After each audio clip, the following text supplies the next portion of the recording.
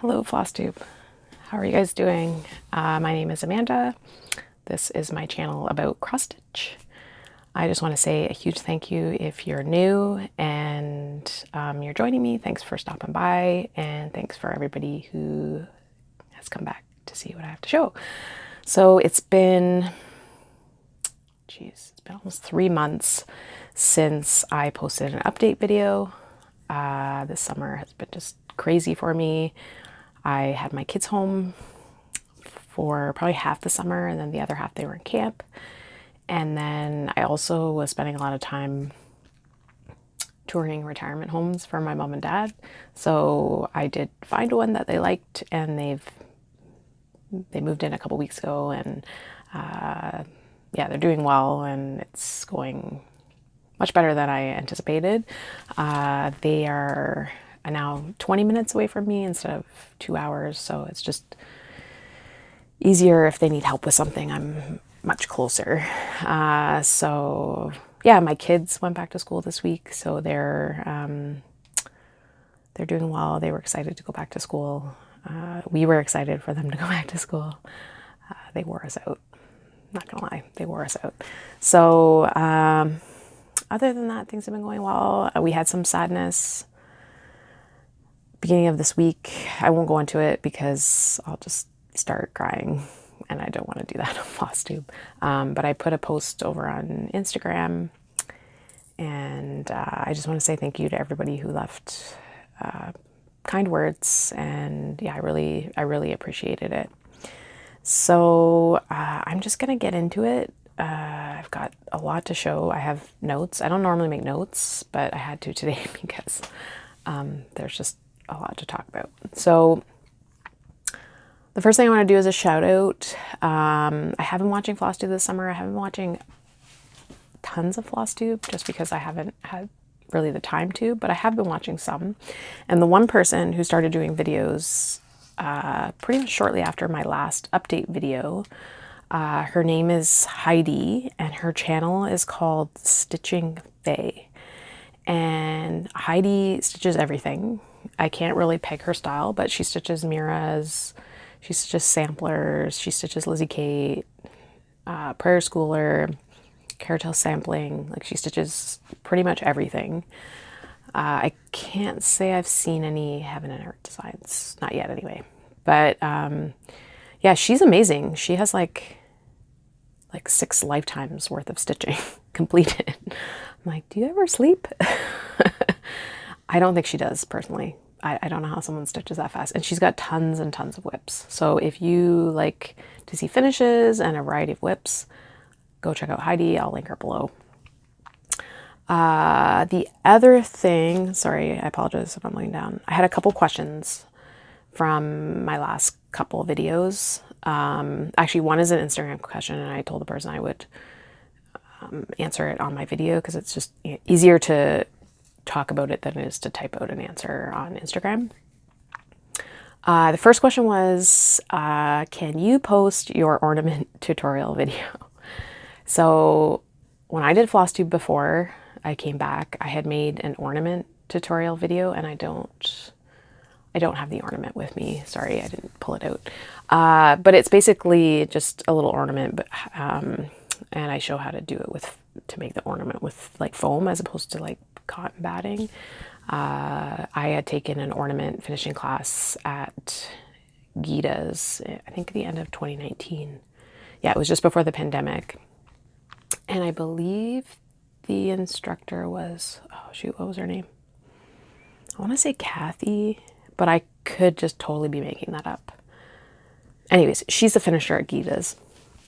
And she taught us this class on ornament finishing, and someone had asked me to make a tutorial, and I made a tutorial, but it's really bad, guys. Like, it's not that good. So I would say, you know, watch it at 2 times the speed, skip through, find some tips, and then go and watch the experts who make tutorials. There's lots of people out there that make amazing tutorials. I know Pfeiffer is one of them. Helen D does some great tutorials. Who else? There's someone else I was going to mention. Oh, Heather McLean on Instagram. She does amazing tutorials and they're very concise. Like they're only like 5 minutes long, but you pretty much get the full instruction on how to finish something in that length of time. So I highly recommend her. But yeah, it's not very good. So, but anyways, I did post it. If you want to check it out, by all means. The next question I had was regarding my Dimension kit parade. The last time I did a Dimension kit parade, I said part 1 in my, what is that called? Description box. And someone said, where's part 2? I'm like, I haven't filmed it yet. So, shortly after that video too, I found like a whole other box because when I was editing, I'm like, oh, this kit's missing and this kit, because that one was basically all of my people and my scenes. And when I was editing it, I was like, oh, I'm missing this one and this one and this one. So what I may do is I just may film them all at once and keep them on like a private setting. Like I'll do each category. I think I was going to do 4 videos and then kind of just release them over time in between kind of my update videos. If that's something people are still interested in seeing, I'm more than happy to do it. I just have to find the time to film them. Also too, I was going to film them like, you know, overhead instead of me being in front of the camera. That way, you know, I can like film bits and pieces here and there and then put them all together. You know, I could film them in my pajamas or my underwear and, you know, you guys wouldn't know. Instead of having consistency. I don't know. I'll figure it out. I'll figure it out. But let me know if you like those overhead videos or if you prefer me standing in front of the camera. Anyways, you guys let me know. And then I had one other question about fabric. So this is my Instagram question. Someone messaged me and said, or asked, how I choose my hand-dyed fabric for my cross-stitch pieces. So I know there's lots of different ways people choose fabrics. I will say, okay, let me back up a bit. I used to be terrified of hand-dyed fabric because I would go on the Mirabilia site. There's a few of them, Mirror on the Wall. What's the other one on Facebook? Anyways, there's a bunch of Mirabilia Facebook groups, and I would see these pieces on hand-dyed fabric, and they look amazing. I'm like, oh my goodness, like that looks amazing on that fabric. And then I would see other pieces pop up, and I'm like, oh, that fabric like overpowers the design, and it looks like it just didn't look good in my opinion. Obviously, I would never say that to someone because they've spent a lot of work on it, but like just for my eye, at times the fabric would take over the design. And to me, that's not really the point of hand-dyed fabric. So I was always terrified. I'm like, oh, what if I pick something, you know, when I start working on it and it doesn't look good. So what I did was I did sort of a, I don't know, what's the word I'm looking for? I basically compiled all of the ones. I looked at all the photos of the ones that I thought looked amazing. And I'm like, okay, what is the common denominator in these pieces? And then I did the same thing with the ones that I didn't really think looked great. And aside from like aiming for like a sky scene in the background or a water scene, because that's a totally different look if you're kind of going for that. But if you're just looking for like a colored model hand-dyed fabric, there was a common theme in the ones that looked really good. And I would say 9 times out of 10, the common theme was they chose hand-dyed fabric that had basically the non-dominant color in the pattern. And I'm going to give you an example of what I mean by that, because that may not make sense, but I've got a couple of examples that I pulled. So this is this pattern here, Enchanted Aurora. I'm kitting it up right now. And when I looked for a fabric for this piece, I looked and said, okay, what are the non-dominant colors in this fabric? So to me, the dominant colors here are these greens. And these lilac colors are the non-dominant colors. That's what I see. I also needed to be mindful of the white as well because I wanted it to show up on the fabric. So when I was going through my fabric stash, let me fold it.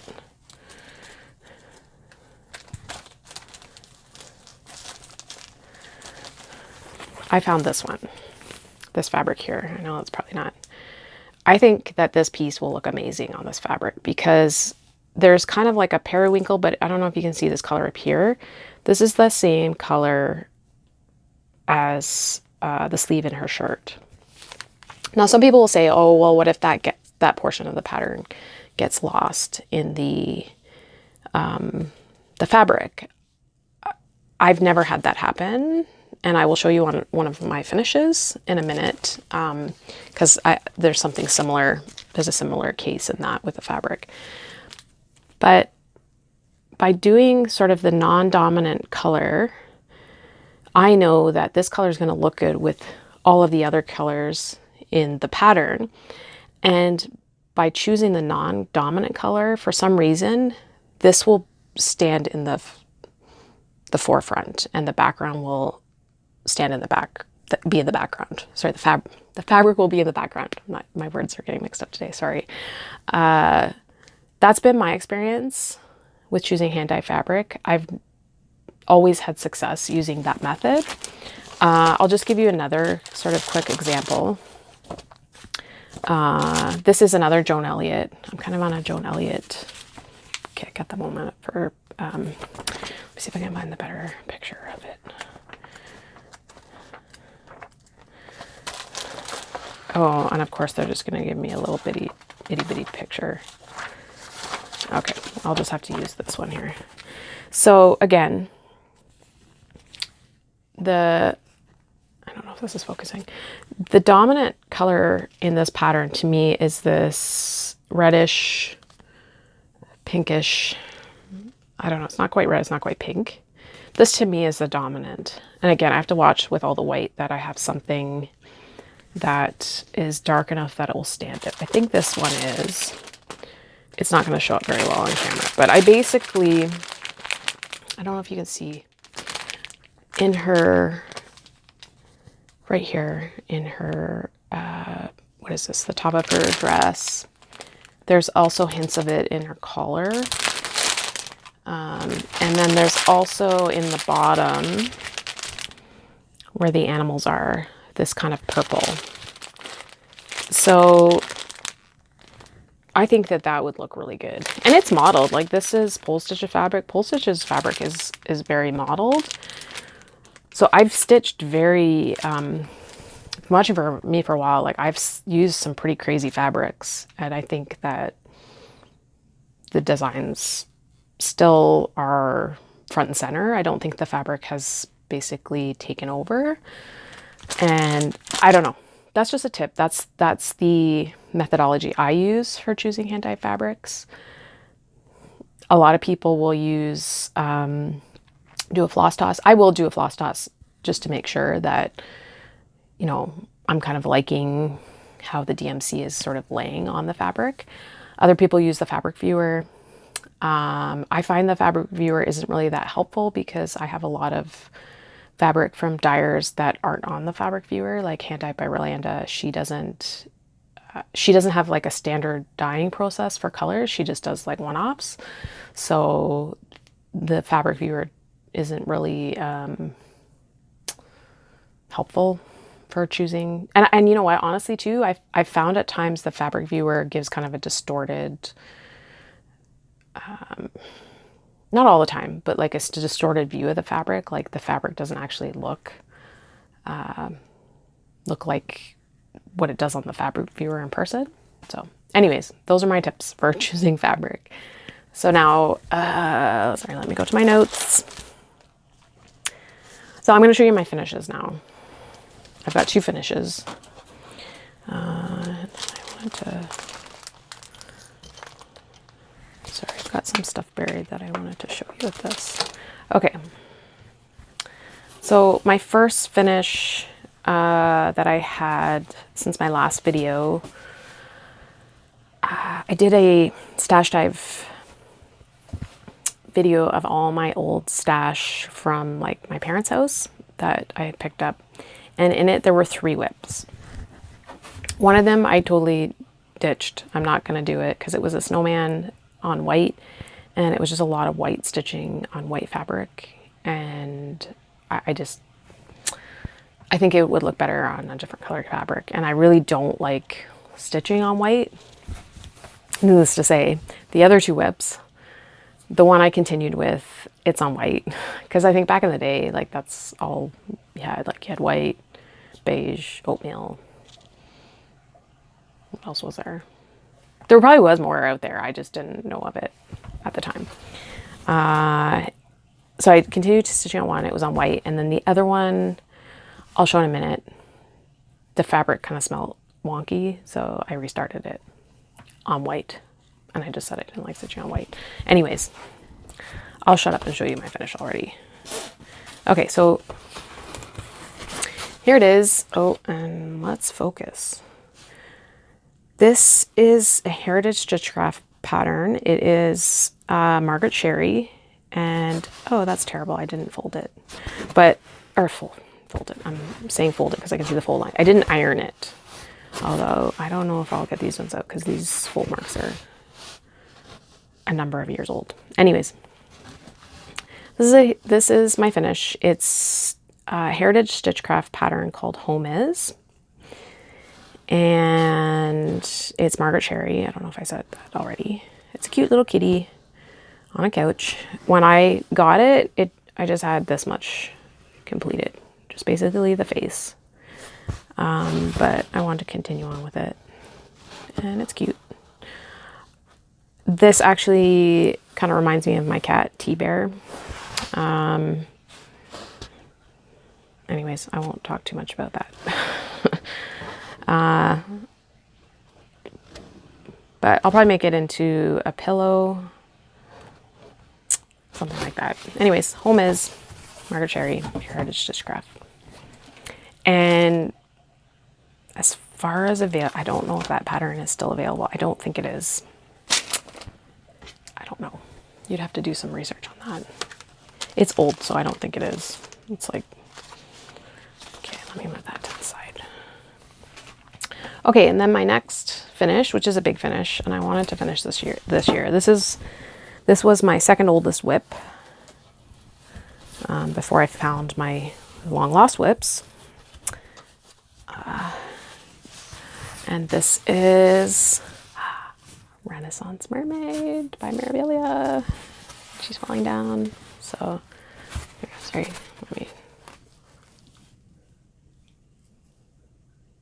I'm hoping this will be my screen grab. That's why I'm pausing. Anyways, okay. Okay, so this is the example. Well, let me first talk about this piece first before I yammer on about the fabric. Okay, so the last time you saw it, I had basically all the stitching done to, I think here, this part of the fin here, and then since you last saw it, I finished up the stitching here, and I basically did pretty much from here up all the stitching, and then I did this little doohickey thing here. I don't even know what that is. Is that supposed to be her purse? I don't know. Do mermaids go shopping? Do they need a purse? I don't know what that is. It kind of reminds me of the Titanic though, this little jewel thing. It's like a heart. Zoom in. And then all the beading and the back stitching I did since my last video. So I think she looks pretty. I like my fabric choice. What is this stitched on? Oh, this is stitched on a, sorry, I'll just come up close. You can't really appreciate how sparkly this is on camera. Super, super sparkly. Sorry, this is stitched on a Crafty Kitten Fabric of the Month So it doesn't have a name, but it doesn't matter because she's not dyeing. She's no longer dyeing fabrics. So anyway, she's studying. I love her. So this is what I was talking about, the similar color, or sort of the non-dominant color in the pattern, and trying to match the fabric that way. So like, to me, this to me is the non-dominant color. I think these blues kind of stand out more. So I tried to find hints of that color in the fabric, and I think it worked. The purple, I actually didn't really, this is showing up more purple than it is in real life. This purple you're seeing, it's not really purple in real life. It's kind of like a periwinkle. So it's kind of blowing out a bit. So, yep, I started her in 2020 and she's done. I love her. I think I already said that. So I want to talk about beading for a second, because I made this really awesome contraption from jewelry stuff at Michael's, and man, has it made beading so much easier. And I had something similar. I was using my daughter's snap jewelry. It was like a ring that had kind of like a snap at the top, and I had like cardboard on top of it, but it kept falling apart. So I went to Michael's and I tried to find something in the jewelry section that I could make something similar. So I found, let me grab these. I found these, and they're just like rings. There's 2 in a pack with these, I don't know, they're just kind of like 2 circles. I assume you put like a gem or something in them to make a ring. So I found those. They were like a couple bucks. And then my first attempt was this. And this was just like a pendant. I didn't like it at all. It was too heavy, and it was, yeah, I didn't like it. So I didn't even bother using that. So then I went back and I found, do I even have them handy to show you? Sorry, I'm just looking around to see if I can see them. No, I can't see them. So I'll have to show you what I actually used. So I found these. They're like little, sorry, there's beads on this. They're like little metal discs, and you get them, they're called jewelry making blanks. I have no sweet clue what you would do with these for jewelry making. If you're a jewelry maker, leave a comment below and tell me what the heck you would do with these. But they were beside some weird machine too, so I'm assuming you put them in the machine and it makes something out of them. Anyways, they're metal. They're very, very light. So what I did was I used that E6000 glue, and I just glued it on the ring. And then I took basically the scrapbooking, the acid-free scrapbooking roller tape, I guess it's tape, and I rolled it back and forth on this here. And then what I did was I took a tissue or a Kleenex, and I just dabbed the top. And what that does is it puts like a layer of fluff over top of the sticky part. So it's still sticky, that it'll pick up the bead, but when you lift the bead off, you're not gonna have glue on your bead. So it just protects the bead. And then what I already had these. I bought these years ago. I don't know if they're still at Michael's. These are the stackable bead containers. And years ago, I put my Mill Hills beads in this. I use something else now. But I put all the beads from Renaissance Mermaid, like each color in its own container. And then when I would need more beads, I could just go bloop, like it fit perfectly. And then stick it on my thumb. And then basically I'm holding the fabric in this hand and just beading in hand, picking up a bead and just, you know, it's right there as I'm using the sewing method.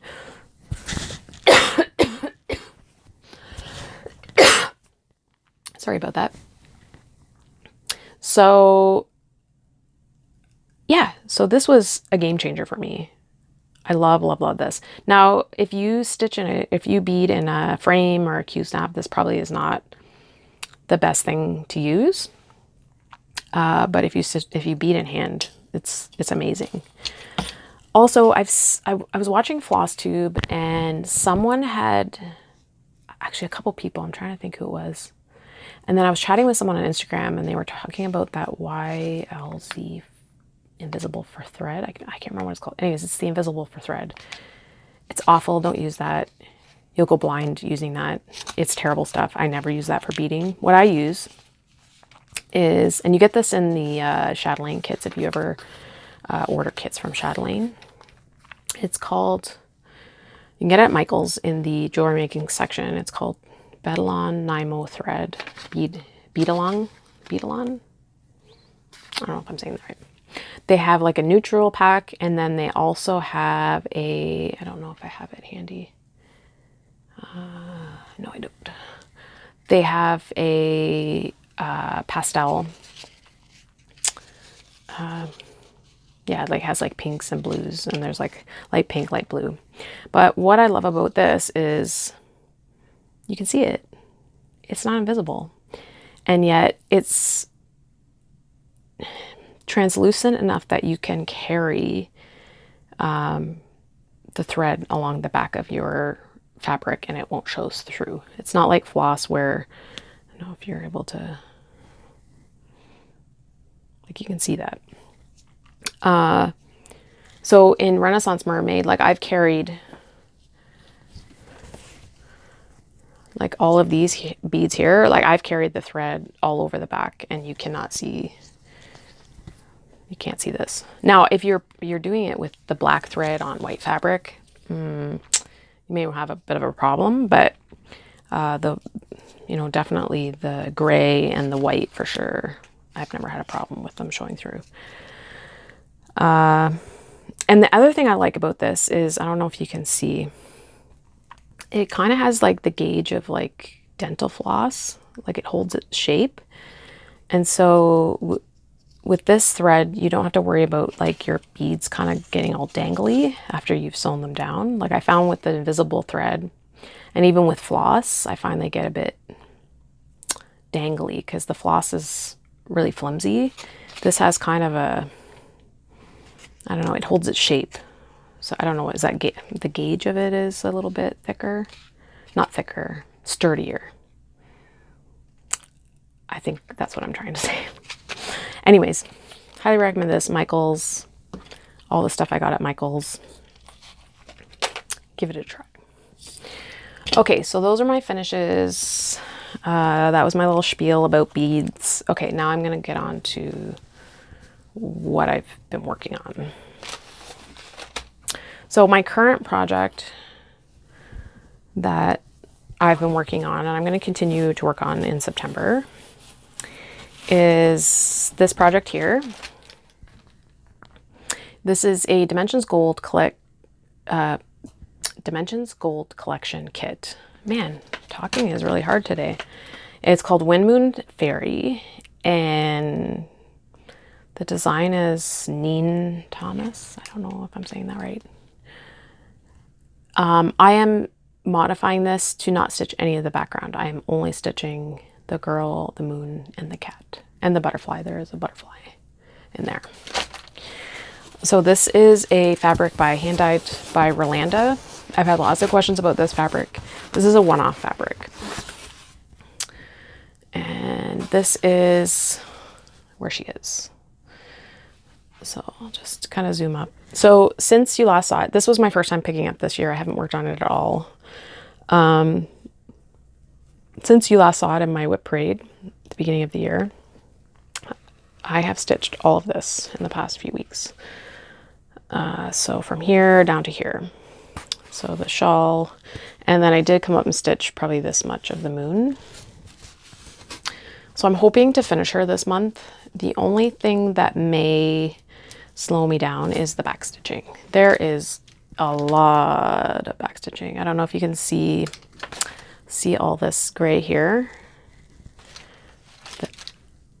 All of that is back stitched. I don't know if the camera's picking it up, to kind of look like lace. So basically what I have left is the back stitching. I have to finish her shawl. I have to kind of bring her wings down. I have to finish the top of the moon, the flowers, and then the cat, and then the other tip of the moon. So still a bit to go, but I think I'm over half done on the stitching. So she's beautiful. I love her. When I bought this fabric, I was like, I don't know what I'm going to stitch on that, but I love it and I'm buying it. I had no idea what I was going to stitch on this. So this definitely would not have been a finish this year if I would have had to stitch all of this, because this is a full coverage piece. These are all half stitches though, so although it's probably with like 5 or 6 strands of floss. Anyways, she's beautiful. I'm going to keep working on her. The next piece that I've been working on, sorry, this is really wrinkly, is, where's my pattern? Here it is here. This is Mirabilia, Touching the Autumn Sky. And again, it's being stitched on a piece of hand-dyed by Rolanda fabric. So since you last saw it, I believe I've stitched most of this cape, her coat, and her scarf. And I started on her shoes too. So I've been kind of hopping all over on this one. So this one I want to finish this year as well, and I think it's pretty doable because I pretty much just have her head. What do I have left? Her head and the ropes of the swing, and then these leaves. All of these leaves I think are going to be a real pain because they look like there's a lot of color changes. And then there's all these like little bitsy things down here. Oh, the swirly things down here too. So I think it's reasonable. I think that I could finish that this year. Okay, the next one, which I don't have the pattern for. I don't. Anyways, if you go to my last video, my last update video, I show the pattern for this. So if you're really, really interested in seeing what the final product looks like. This is, I think it's stocking, what is it called? Stocking Pals? Jingle Pals, that's what it's called. Jingle Pals. I think this is Jingle Pals 1. There's Jingle Pals 2. And they're mittens. This is the stocking. So it's basically 2 little mice. This mouse is on like a seesaw thing, and this mouse is kind of pulling the lever. So I think the last time you saw it, I don't know if I had any of this done. I think I've done the worked in the center here. I still have to do the top with the name and then the boot part. And then the back stitching. I think there's a good amount of back stitching. This one kind of threw me off a bit because I started stitching it with 3. So this was one of my whips that was in that bag of stuff I got from my parents. I had started stitching those with 3 strands of floss, but then my brain just kept going on autopilot and I kept stitching with 2 strands of floss. So it looks kind of funny. It looks like chunkier in areas, and then it looks kind of a bit sparser in others. I'm not going back to fix it. I'm just gonna leave it. So that one's cute. I'm gonna try and finish that this year. And then I'll show you the other project. Oh, there were 4 projects there were 4 whips in that bag, and I ditched one of them and I kept 3 of them. Okay, so this is the one that I restarted because the fabric smelled weird. So this is the pattern. This is a Heritage Stitch Craft called Calendar Cats. And I'm starting, well, I had started January. This one here, I don't know if you can see it. There. I think this was available as a kit at one point too. But anyways, I restarted it. This is where I got. So there's his tummy and his boots. I don't really have that much left actually. There's some back stitching. I got to do the top of his head. So I think it's reasonable to say I could possibly finish that at some point this year. Okay, and then the next one was that I started was the first start in the Kitten Caboodle Sal, Mama Bear Stitchery, and Kenny Stitches on Instagram, and Flosstube. They both have Flosstube channels. Started a Kitten Caboodle Sal, where on the first of every month for this year, you start one of the kits in your stash. I don't know if I'm going to start one every month. I may work on a whip, just so I don't have like a ton of projects, a ton of whips. So I started this one. This is called Christmas Stories. I can't read backwards.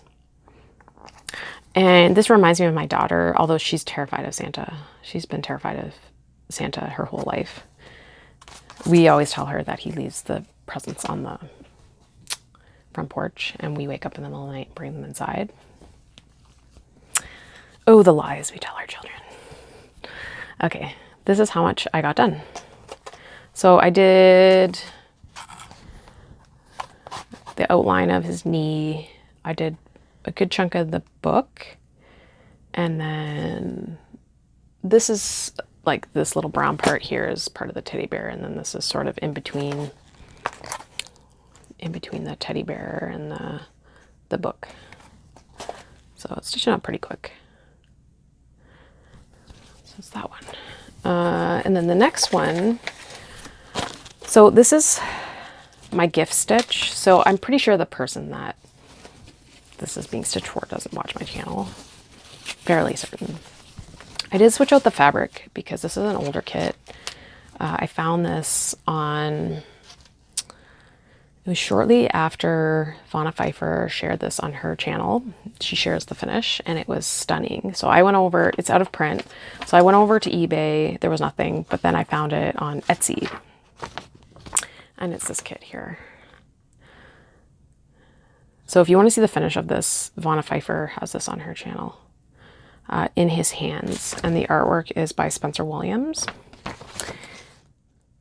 And it's basically the hands of Jesus with birds. And he's got seed in his hand. So I have like a pretty, which way does it go? Oh, it's this way, yeah. It's kind of a boring start. It's basically this bottom, yeah, this bottom corner here. All the black half stitches. Oh, where is it? Right there. Nothing exciting. But yeah, that one is, I'm stitching that one for my mom. And then, oh yeah, this is the last one. The last start, and this was again for the Kitten Caboodle Sal, is a Dimensions Gold collection kit called Innocent Guardian. And I'm not stitching her on the, this is like 18 count beige Aida, I think. Yeah, 18 count beige Aida. It's kind of, I don't know, it's kind of nasty looking. Not nasty, that's not nice to say that. I did not care for the color of the fabric. I think there was a much prettier fabric out there. Now my only concern with this fabric, let me see which way. It's this way. There's my start. So I pretty much did the pocket and some of these leaves.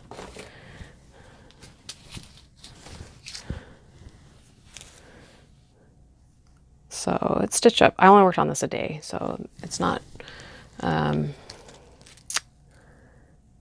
really that much. Focus. There we go. And this is stitched on 32 count Murano in Latte by Crafty Kitten. So again, she's no longer dying, so. Okay, my plans are I want to keep working on Wind, Moon, Fairy and Touching the Autumn Sky, try to get those finished. I kind of want to get a few more of my smalls finished. And then I'm hoping to start, oh, I also want to get 2 more of my houses on my Christmas village, just the stitching finished. And then my last start of the year, well, my last planned start. I'm trying not to be hard on myself if I want to start things. I was always really I always felt guilty when I started things, and now I'm just kind of like, just do it, right? But at the same time, I'm kind of balancing that with making sure I finish things. So this is Oh Christmas Tree by Lavender and Lace. And I'm just stitching it on just a neutral, what is this called? Flax by Zweigart. And this pattern's surprisingly hard to find. So I forget what her name is. I think her name is Beth. She owns the rights to all of the Lavender and Lace and Butternut Road. What's the other one? Told in the Garden. She owns the rights to all those patterns. And she's always said that those patterns are never going to go out of print, but there's scarcity of a lot of them. And this one is one of them. Like, this one's very hard to find. The other one, oh, what is it called? Oh man, the one with the fairies. What are they called? You know, the 3 fairies. They're like the Sleeping Beauty fairies. That one is like very difficult to find as well. And some of the other ones are getting more scarce. So I'm just kind of confused because she's always said that she won't make those patterns out of print. But anyways, I don't know what the full story is behind that. But if you want to find this, eBay, try Etsy. But that's one of my bucket list pieces. I really want to stitch that one. Okay, so that is my stitching, my plans, my finishes. Sorry, my whips, plans, finishes. Now I'm going to go into haul. So if you are not interested in haul, we'll see you next time. And yeah, so I'm going to show you a couple of things I purchased since we last met, which for 3 months is pretty good. I mean, it looks like it's a lot. It's actually not that much.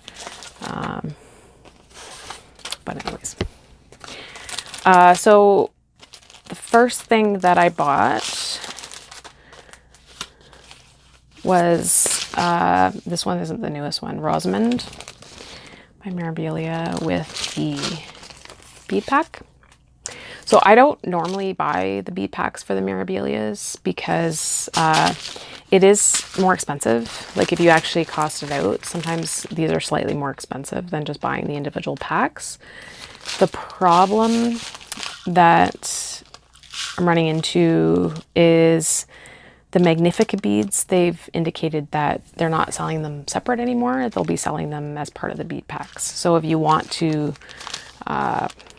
use the called for beads, you need to buy the bead pack. So bought that. I bought Botanical Garden. And then I found this. This is out of print, but I got it for a pretty good price actually on eBay. This is the March Hare. It's the Whimsy limited edition by Just Nan. It's like the bunny. It came with the frame. And then I also bought, okay, so I have a dilemma.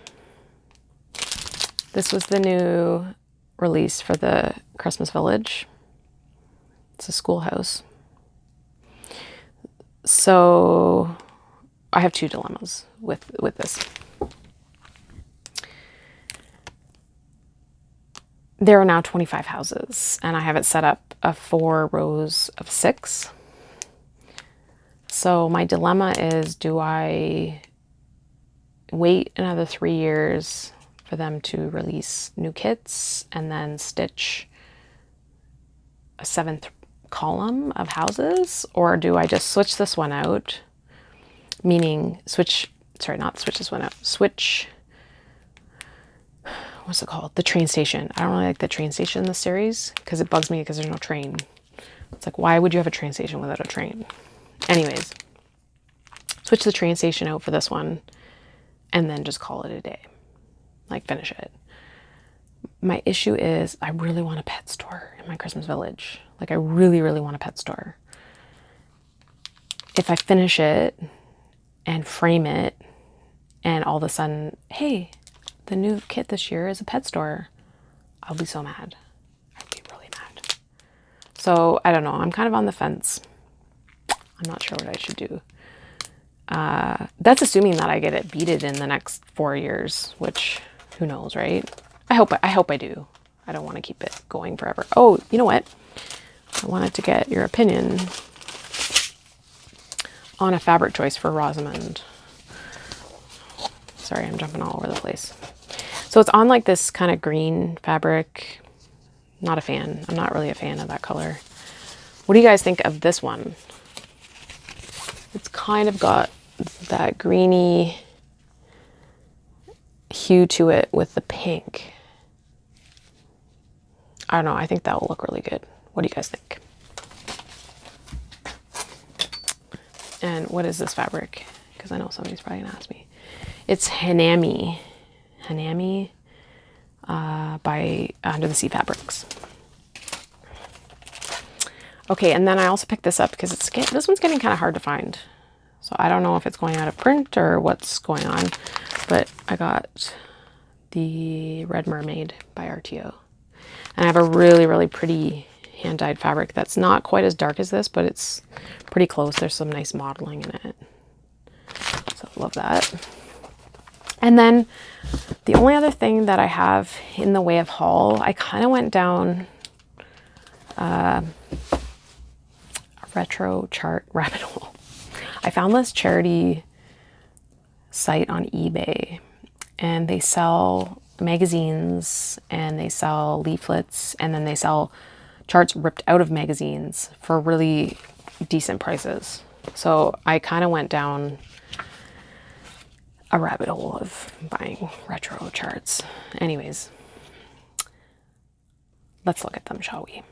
So this is, what is this? Stony Creek, Tidings of Joy, book 90. Again, I don't know the availability of these things other than the secondary market. Some of these Stony Creek ones you may be able to find on the Stony Creek website. I have no idea. I have not done the research. So Tidings of Joy. I loved this, but I wouldn't stitch this. I would just stitch this little lamb because I think he's so cute. And then this is really nice. I like this. And then I know there's some designs in the middle here. Yep, these ones. I'd probably stitch that as an ornament. The two bunnies on the sleigh. Focus, focus. There we go. That deer is really pretty. With the cardinals. And then I love the owls on the back here. That's really cute. Focus. There's, what is that, a French horn? And then a family of carolers. Anyways.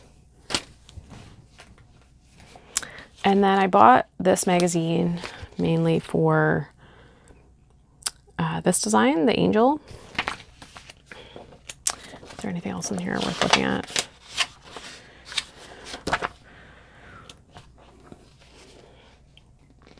Oh, the nativity ornament is kind of neat. I always think nativity pictures are so funny because, like, she just had, like, a baby. I did not look like that after having a baby. I wasn't all like, oh, I feel so wonderful and calm. Like, I look like I was hit by a train after I had my first baby. And that baby, oh, was just sleeping so nicely and like, oh, yeah, this is, like, wonderful. Yeah, my babies were, like, screaming their faces off. What else? Is there anything else? Oh, these Santas are cute. Those are cute if you're into Santas, which I am.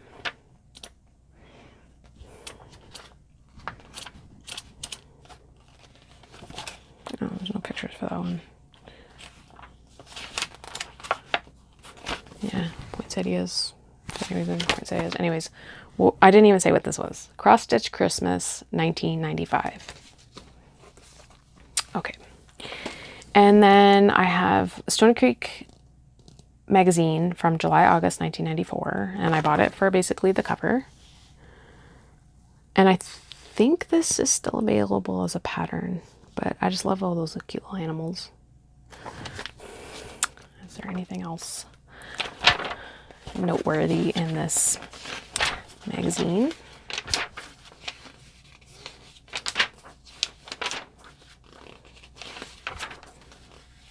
Oh, they're cute. Little toy soldiers. Is that what they're supposed to be?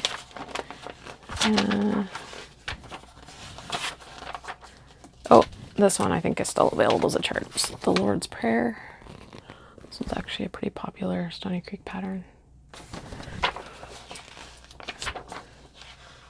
Oh, and then they released these Afghans as like series in these magazines, because I have a few older magazines that have another Afghan. So in this magazine, it's the deer and the bunny. But I'm pretty sure you can get this one as like a real, like an actual chart. Yep, was it from that magazine? And then this is Stoney Creek Christmas Mice leaflet 265. It's cute. I was kind of like questioning what this was. I'm like, what the heck is this? But I think it's hat and mitts. And the mouse is like... So I have to say, I hate mice. Like, I hate them. They're gross. My cats think they're doing like a wonderful thing when they bring a dead mouse to me. Because I live in the country, so we get mice in our house. I hate them, but I love them in stitching. I think they're so cute. Hate them in real life. Okay. And then this was like super retro find. I had one of these when I was a kid in this colorway. This is, what's this called? Designs in Count and Cross Stitch. Is this called anything, or is this called Holly Hobby? Anyways, this is it here. It's a Holly Hobby cross stitch pattern, and it has different colorways. It's got the red and the brown. I had the blue colorway as when I was a kid. I had the doll. I think every kid from like the 70s and 80s had a Holly Hobby doll.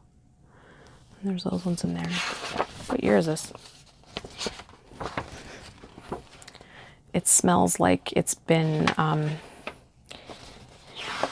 in an attic or like an older house. What year? 1980. So it's old. That one there. And then what else do I have? Are these just all... Okay, now I just have like magazine charts that they ripped out of magazines. I don't really have a lot of information on them because the person who did it whited out the source, if there was a source. So I apologize if I can't give you information. I don't even know what this one's called.